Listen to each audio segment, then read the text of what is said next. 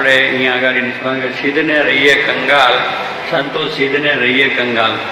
જ્યારે મળ્યો મહા મોટો માલ, હવે કેટલો મોટો માલ મળ્યો છે એ આપણને ખબર કે ભગવાન અક્ષરધામના અધિપતિ પુણ્ય પુરુષોત્તમ એ સાક્ષાત આ પૃથ્વી પર આવ્યા ને એ આપણને મળ્યા, આપણા જેવા થયા અને આપણે આમની સાથે રમ્યા, હળ્યા કર્યા, આપણા ઘરે આવ્યા, આપણા બધાનો આપણા એમના દર્શન સ્પર્શનો લાભ થયો. આ કેટલો મોટો લાભ થયો કે એ વસ્તુને મળવી આપણે સહેજ વસ્તુ છે. આ દુનિયાના માણસને મળાતું નથી, એની પાસે જઈને વાત પણ થઈ શકતી નથી. પછી તો એને ક્યાં બીજું મળવાનું હોય? બહુ દૂર સુધી આપણે બેસી રહીએ તોય પણ કેટલો મહિમા સમજીએ કે હો રાષ્ટ્રપતિની સભામાં જે આવ્યો, પણ ગયો હોય તો મહિલ બેહાડ્યા હોય અને પોલીસવાળા કેટલા આગુ પાછું કરે. એટલે કહેવાનું શું છે કે તોય પણ આપણે એક મહિમા છે કે એમની સભામાં ગયા અને આનંદને કેફ કરતા છે. નિષ્પાંત છે કે આ પ્રમાણે આપણે મોટો માર્ગ મળી ગયો કે ભગવાન શ્રીજી મહારાજ આ પૃથ્વી પર મનુષ્ય રૂપે આવ્યા અને એમના ધારક સંત એનો આપણને ભેટો પણ થયો. એ યોગીજી મહારાજને આપણે મળ્યા છે, અડ્યા છે, બધા નાના બાળકો મોટા, નાના મોટા બધા કેટલા મળ્યા અને કેટલું સુખ ને કેટલો આનંદ આપણને આવ્યો. હવે એની મહત્તા સમજાય તો એ કંઈ સામાન્ય વાત છે? દેખાય છે આપણા જેવા, રાષ્ટ્રપતિ આપણા જેવા માણસ છે, વડાપ્રધાને વાજપેયી આવ્યા હતા કાલે, એમાં આપણા જેવા જ છે, એમાં બધું શું કહેવાય?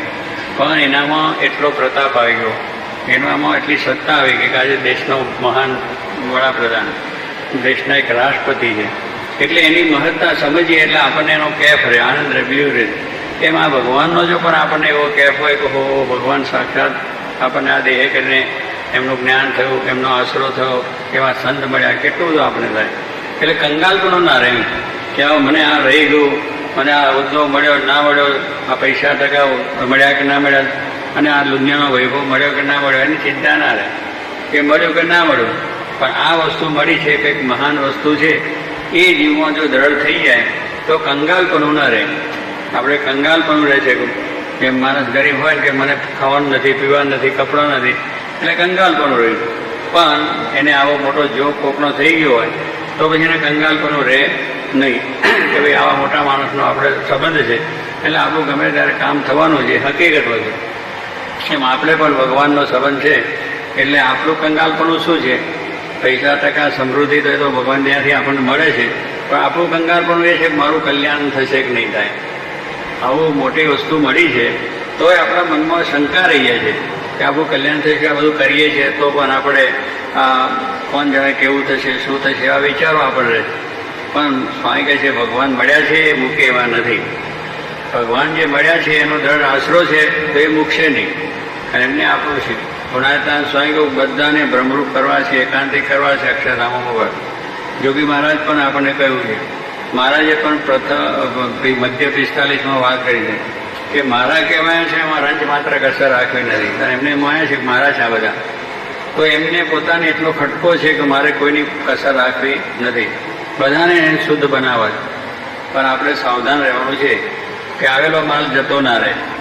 મોટો માલ મળ્યો છે આપણને, આપણી પાસે ખૂબ જ સારું હીરા માણેક ઝવેરાત બધું મળી જાય, પછી એને આપણે સાચવવું એ આપણું કામ છે. ભગવાનની દયાથી આપણે લાભ થયો એટલે આપણી ગરીબી જતી હતી, આપણી જે આમ રાહપણું જતું રહ્યું, આપણું કંગાલપણું જતું રહ્યું, કારણ એટલી મોટી સમૃદ્ધિ મળી ગઈ છે એટલે આપણને કંઈ વાંધો ના આવે, આપણી પેઢીઓ સુધી ચાલે એવું છે.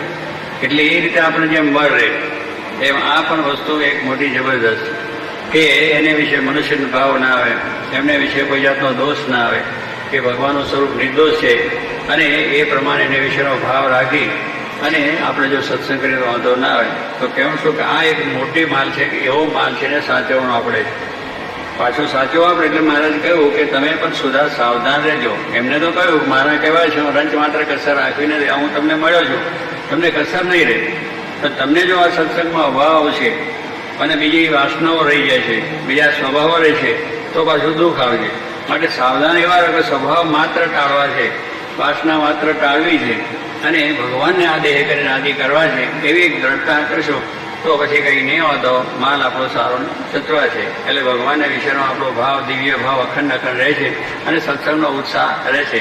વિશ્વાન સ્વામી જેમ પોતે ગાય છે કે સિદ્ધને રહીએ કંગાલ, કે હવે કંગાલ શું વાર એવું કે આપણું મોક્ષ ભગવાન સાક્ષાત કલ્યાણ થવાનું છે, પછી બાવા છે કે ભુવા છે કે જાગરિયા પાસે કંઈ જવાની જરૂર નથી.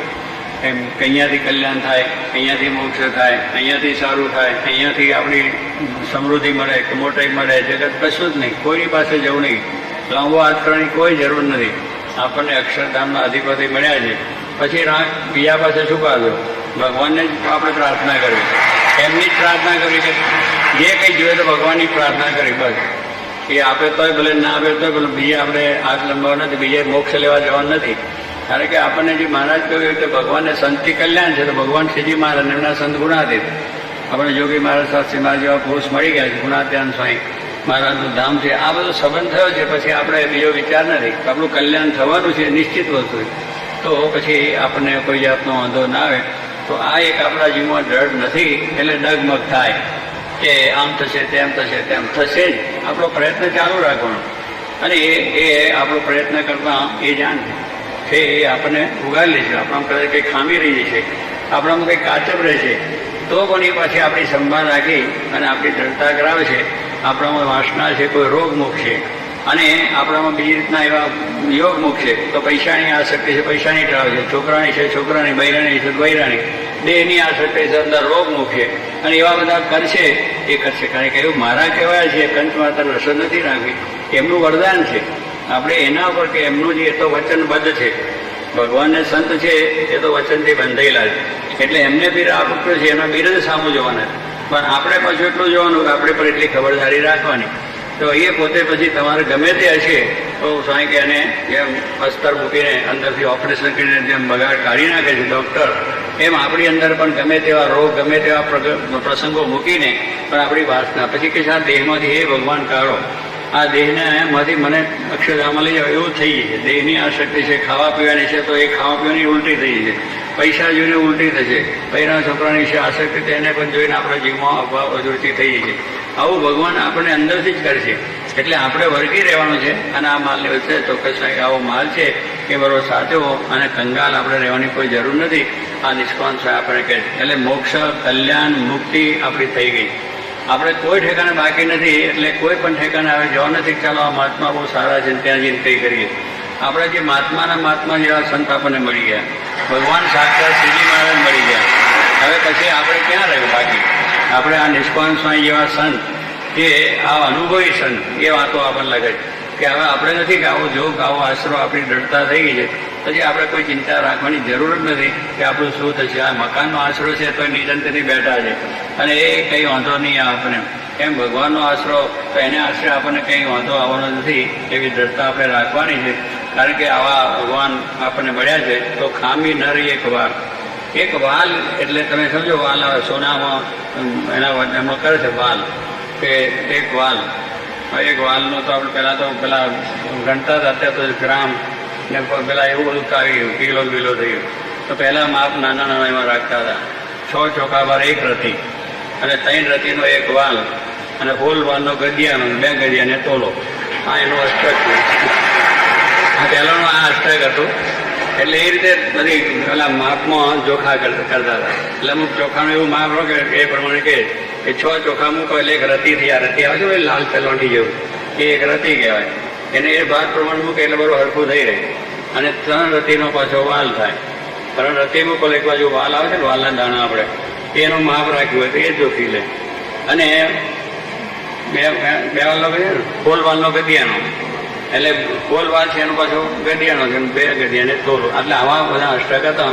એટલે એની અંદર આ ગણતરી થતી હતી. એટલે આપણને કે એક વાલ જેટલી ખામી રહી નથી. આ કહેવાની વસ્તુ છે કે વાલ એટલે જે આપણે જમીએ છીએ વાલ, એટલી ખામી આપણામાં રહેવાની નથી, એ મહારાજ પોતે કહે છે. નિષ્કામ સ્વામી આપણને સંભળાવે છે. આ 2 વસ્તુને સમજવાની છે. મહારાજને આપણે મળ્યા છે, અને નિષ્કામ જેવા સ્વામી કહે છે કે આપણે કંગાલ રહેવું નથી, અને ખામી એક વાલ જેટલી પણ રહેવાની નથી. પણ આપણી શ્રદ્ધા, દ્રઢતા રાખવી જોઈએ, અને એવા કેફમાં વર્તવું જોઈએ કે પછી જેમ પેલા ગામલાની ડોશીએ કહ્યું કે મારું દર્શન કરે એનું પણ કલ્યાણ થશે, મારા હાથના રોટલા ખાધા છે એનું પણ કલ્યાણ થશે, મારા ગોળાનું પાણી પીધું છે એનું પણ કલ્યાણ છે. મેં જેના ગોળાનું પાણી પીધું, જેના રોટલા ખાધા, સારા કલ્યાણના ધનીને કહ્યું. કારણ કે કાનલાની ડોશીએ શ્રીજી મહારાજના પગના એ સેવા કરી હતી, મારાના પગ ચંપી કરી હતી. એટલે એના હાથ પ્રસાદી ના હતા, અને એને એટલો કહેવો હતો કે મેં ભગવાનના પગ આપ્યા છે, મારું કલ્યાણ થઈ ગયું. એટલા ઉત્સાહમાં બધી વાતને જીત કરે.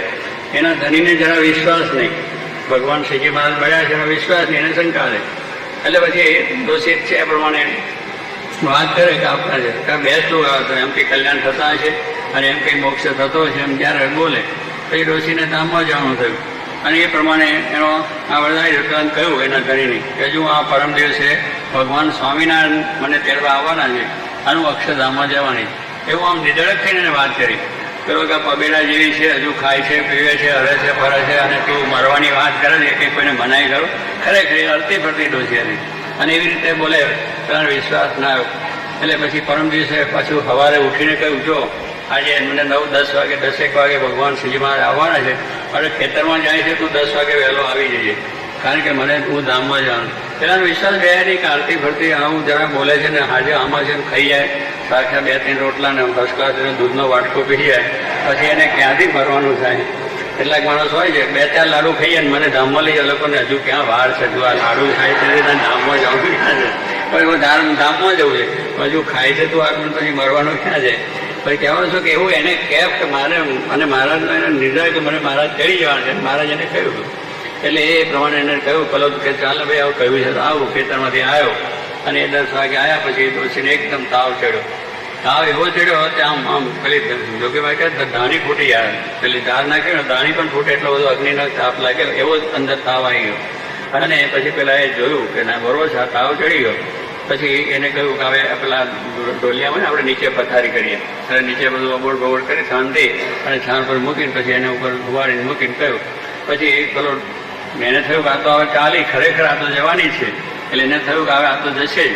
એટલે એને પોતે પછી એને પાછું કહ્યું એના બૈરા પાસે કે હવે મારું તો જે થવાનું તે થશે, પણ તારું મન ઠેકાણે રાખજે, સારી ગત તારી થાય. પેલી કે શું તું બોલે છે, મારું તો કલ્યાણ થઈ ગયું. શ્રીજી મહારાજ સાક્ષાત મળ્યા ને મેં એના પગ જોપ્યા ને ત્યારથી કલ્યાણ થઈ ગયું. મારે કલ્યાણમાં કંઈ બાકી નથી, મારી ગતિમાં કંઈ બાકી નથી, મારી ગતિ તો સારામાં સારી થઈ ગઈ.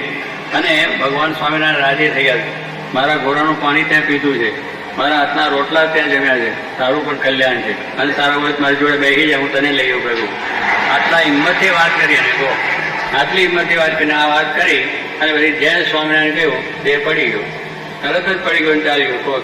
એક ડોશીને પણ છે કે આવો ભગવાન જેવો માલ, ભગવાન જેવો આશરો, આવી મોટી વસ્તુ આપણને મળી છે તો આપણું કલ્યાણ થાય. બીજાની સિવાય આપણું દર્શન કરે એનું પણ કલ્યાણ, આપણો સમાગમ કરે એનું પણ કલ્યાણ છે. આ તો કેટલી બધી મોટી વાત આપણને આ સમજાવે, પણ આપણે હજુ રાતપણા થઈને ફરીએ એ થઈ બીજાને વાત કરતા બીક લાગે, સારું વાત કરશું એને અવરું પડશે. હવે અવરું શું, તારા મનમાં ડરતા હોય તો કંઈ અવરું પડવાનું નથી.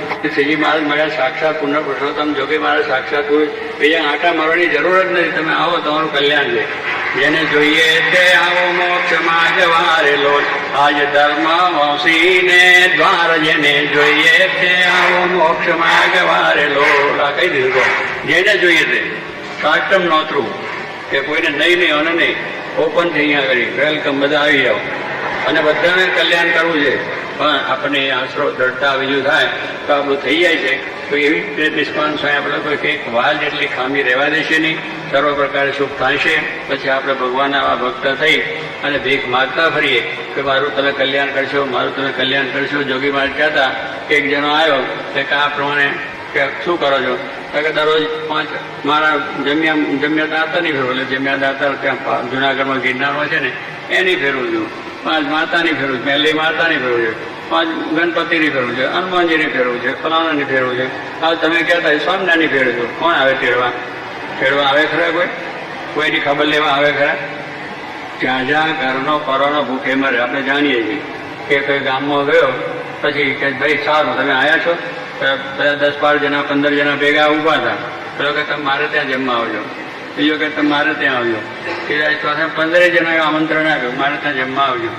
પછી બધા વેરાઈ ગયા, પેલા ભાઈ ત્યાં બેઠા રહ્યા કે હવે મારે જવું કોને ત્યાં, પેલો બોલાવા તો જવું ને. બપોર સુધી ભૂખ્યો થઈને બેસી રહ્યો ત્યાં.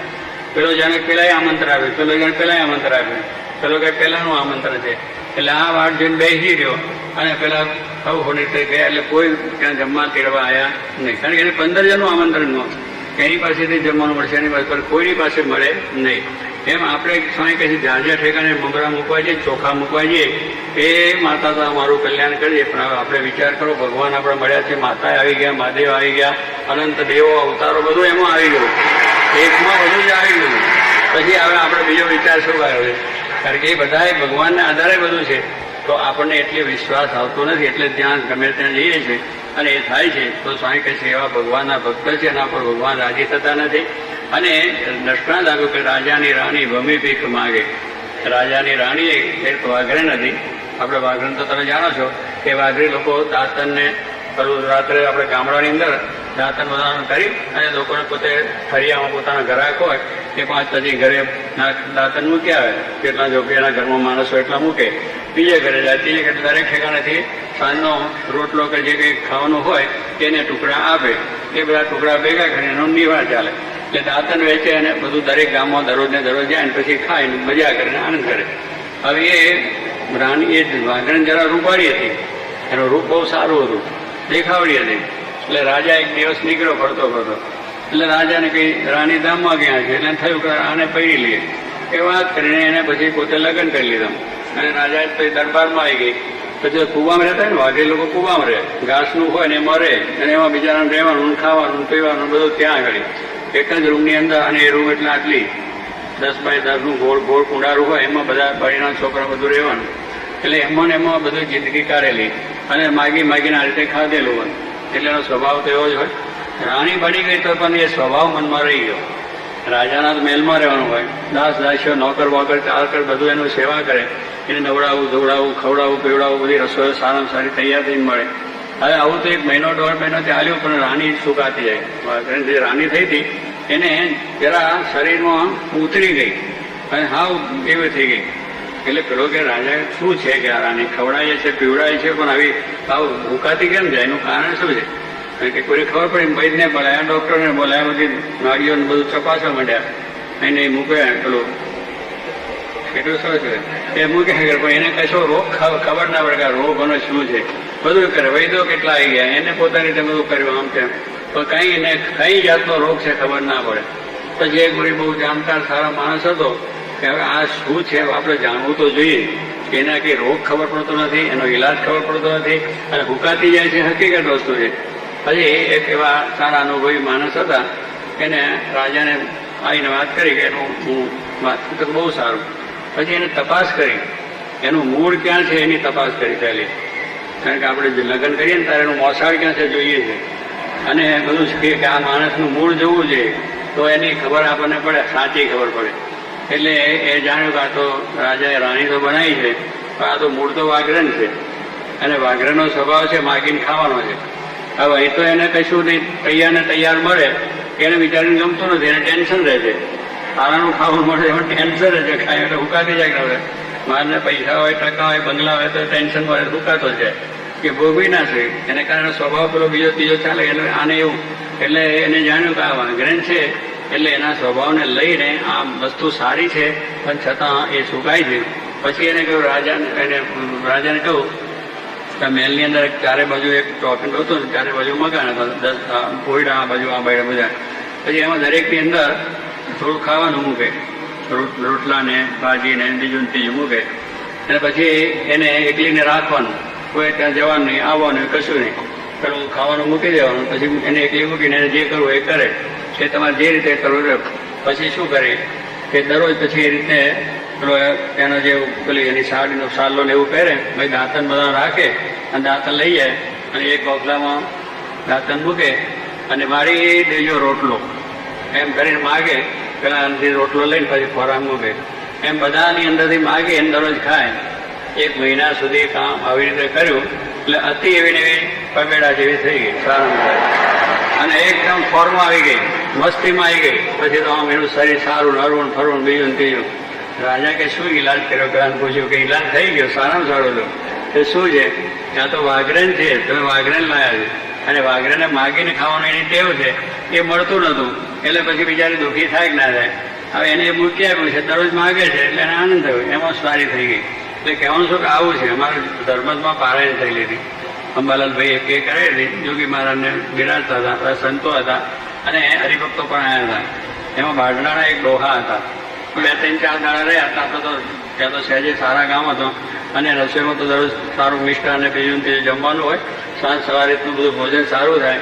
પેલા ડોહો જોગીમાની પાસે આવીને કહ્યું, જોગીમાની કે મારે જવું છે. પણ શું છે કે અહીંયા કથા વાર્તા ચાલે, ખાવાનું પીવાનું રહેવાનું બધું અનુકૂળ છે એ છે. પણ કેમ મને મૂંઝવણ થાય કે કેમ? તો કે રોટલો મળતો નથી ખાવાનો. રોટલો ખાવાનો મળતો એટલે મૂંઝવણ થઈ ગયો. હવે સારું ખાવાનું પણ એને પેલો રોટલો ખાવાનો કેવો વિચાર થઈ ક્યાંથી મળે? એટલે આવી મૂંઝવણ થઈ જાય છે. પછી થઈ એટલે એનાથી એનું થઈ ગયું. પછી રાજાએ જાણ્યું કે હું તો રાણી કરીને લાવ્યો છું, આ તો મારી આબરૂ કોઈ કે આ મારી આબરૂ ગઈ કે રાજાએ વાઘરે રાખી છે. એટલે એ રાજાને થયું રીસ કે આને કાઢી મૂકો કે હવે આ જોઈએ નહીં. રાજાને ખીચ ચડી ગઈ કે હવે મારી હું કે મારો કેપ ચડ્યો નહીં, મારો સંબંધ થયો એનો પણ કેપ ના જો, હજુ વાઘરે વેળા મુક્તિ નથી, એને કર્યું. એટલે કહેવાનું છું એ ટુકડા માગણી થઈ ગઈ પાછી. એમ આપણે જો ભગવાનના ભક્ત થયા છે અને આપણે પછી જો ટુકડા માગ્યા કરીએ, આવા ભગવાન સહજાનંદ સ્વામી પુરુષોત્તમ નારાયણ મળ્યા, જોગી મહારાજ મળ્યા, પછી આપણે ભીખ માંગવાની હોય ને, કલ્યાણ તો આપણું થઈ રહ્યું છે, થઈ રહ્યું છે એવો ઉત્સાહને કેફ રાખવો જોઈએ અને કેફમાં બધાને વાતો કરવી જોઈએ. આપણને આ જે મળ્યું છે સરસ રીતે છે. અને એ રીતના આપણે જો કરીએ તો તો નિષ્કામ સ્વામીને એવો કેફ હતો, આવા કીર્તનો બનાવે છે. 500 સંતોને પણ એવો કેફ હતો. દાદા ખાતે ભરતભાઈને હતો. આ સીમાના વખતનો બધા ભક્તો આપણે જોઈએ છે. કહે કે અમારા મોતી ભગવાનદાસ આનંદ ના હતા, આમ કીર્તન ગાય. એમને તો બહુ સાધારણ સ્થિતિ, માથે દેવું થઈ ગયેલું આશાભાઈને એમને બધાને. પણ જયારે કીર્તન ગાય તો આમ છાતી ગાળીને ગાય અને ચાલે તો આમ ધમ ધમ પૃથ્વીની અંદર. એટલે નિર્ગુણદાસ સ્વામી કહે છે આમની સ્વાસ્થ્યભાઈ કે એમની સ્થિતિ જરા સારી કરો, જરા સુધરે, 50% બધું સારું થાય.